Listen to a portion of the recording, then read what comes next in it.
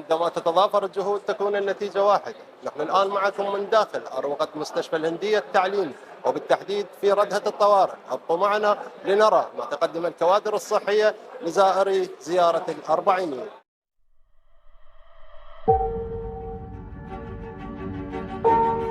المشاهدين، ونحن الآن داخل غرفة المختبر. السلام عليكم.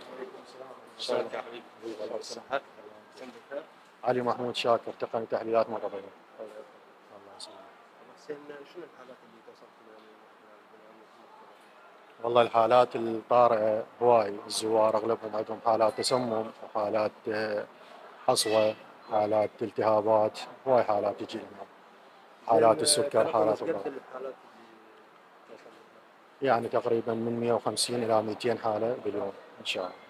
التحاليل بشكل عام اللي متوفرة عندكم، بما أنه أنتم طوارئ أكيد تكون التحاليل معدودة لحد أكيد. من الصباح والاستشارية وهذه التفاصيل. شنو التحاليل اللي موجودة عندكم كطوارئ؟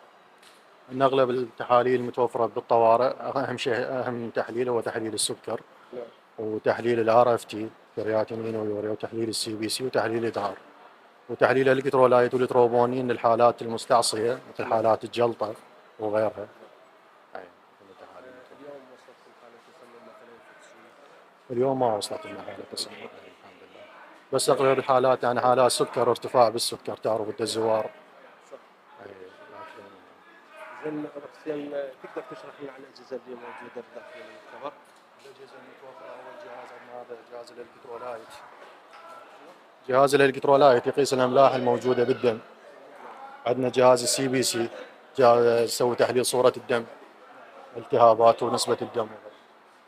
تحليل الفايركس، تحليل جهاز الفايركس يشتغل تحاليل الكيمياء والسكر، الكيمياء الار اف تي والسكر يشتغلون بهذا الجهاز. بعد الأجهزة المعتادة هو جهاز المجهر والسنترفيوج، لأنه يعني متوفرات بأي مختبر. شلون شفتات عملكم؟ اي نعم، هو الشفتات الصباحيه والمسائيه كلها تشتغل سوا في حاله الانذار، يعني حالات الزياره، و24 ساعه مفتوح المختبر. نعم أحبة المشاهدين، ابقوا معنا لننتقل وإياكم إلى مكان آخر.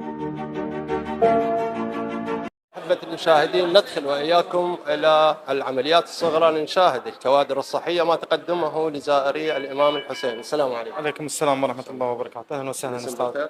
حيدر عبد العظيم محمد.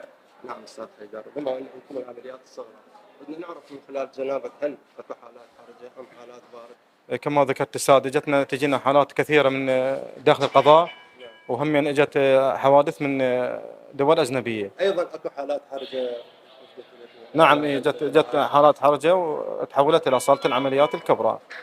تتحول لصالة أي لا، عمليات تحتاج، لا تحتاج، أي بالضبط، تحتاج تداخل جراحي. نعم. تتحول إلى صالة العمليات.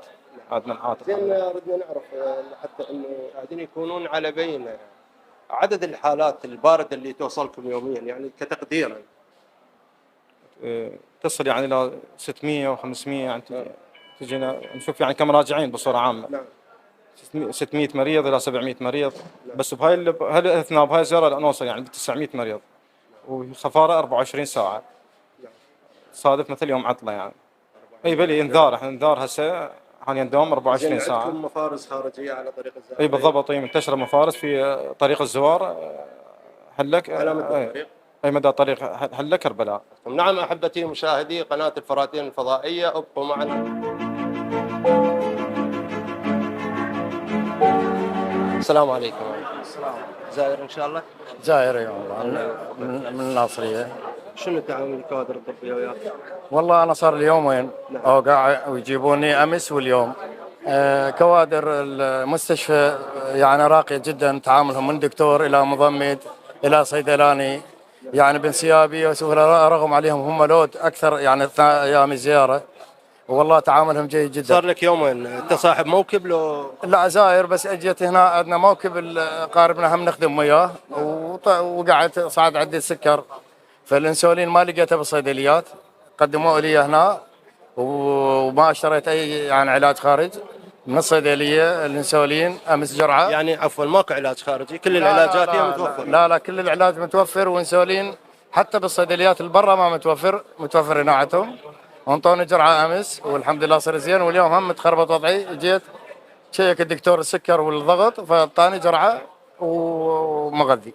نعم، بما انه انت صار لك يومين بالمستشفى راح نسالك في السؤال. نعم جواب. ايضا اكو زائرين اجانب دخلوا نعم امس انا شفتهم برتها زوار اجانب من غير دول، وتعاملهم وياهم الكادر الطبي كلش مريح. يعني انا والله شفتهم يعني تعاملهم ويا الزائر الغريب ارتاحيت. لان نظافه المستشفى بشكل عام شلون نشوف؟ لا الحمد لله نظيف المستشفى، والكادر جيد جدا ممتاز نظافته وترتيبه، وحتى الحمايات اللي بالباب يعني حاولوا يساعدونا امس، هم اللي نزلونا من السياره، تعاملهم جيد جدا ممتاز والله. والله يحفظكم ويحفظ الباقيين. الله يكتب لك شفاء. الله يسلمك، واحنا نشكر قناه فراتين اللي مواكبه الزوار من الجنوب الى كربلاء. الله المشاهدين ابقوا معنا، يعني ننتقل الى مكان اخر.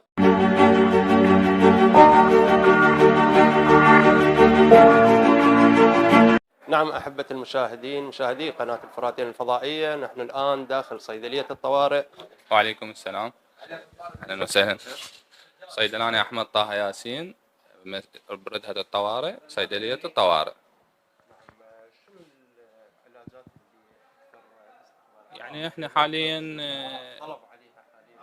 هاي الفترة صار لنا تقريبا 12 يوم في شو اسمه تكون انذار من إدارة الصحة.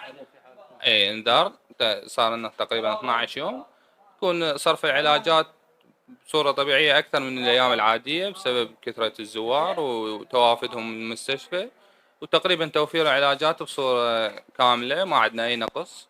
وأكثر شيء يعني كمغذيات وكعلاجات ثانية مع الأشياء الخاصة بالطوارئ متوفرة كلها كاملة، ويستقبل يعني كأعداد أكثر من الأيام العادية. زين، شنو أكثر العلاجات اللي حاليا عليها طلب يعني بما إنه زيارة؟ حسب تصير يعني حسب الحالة، يعني هو أكثر كل العلاجات ماشية يعني تمشي. زين، الكمية متوفرة؟ كل الكميات متوفرة وما عندنا أي نقص بأي علاج تقريبا، يعني كل الحالات اللي نحتاجها موجودة، قدر الإمكان موفرين كل الأدوية. الله يخليك. نعم أحبتي مشاهدي قناة الفراتين الفضائية، إلى هنا تنتهي رحلتنا داخل أروقة مستشفى الهندية التعليمي ردهة الطوارئ